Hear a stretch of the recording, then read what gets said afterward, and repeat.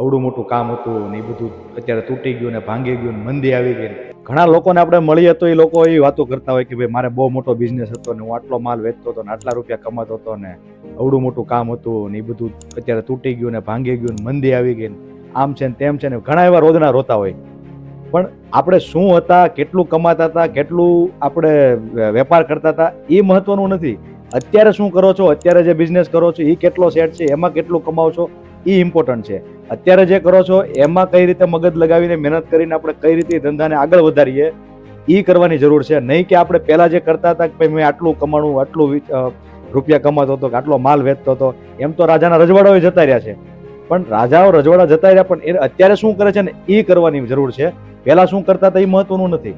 એટલે અત્યારના સમયમાં અત્યારે જે કરો છો, પોતાનો જે બિઝનેસ કરો છો એને કઈ રીતે આગળ વધારવો એ વિચારવાની જરૂર છે.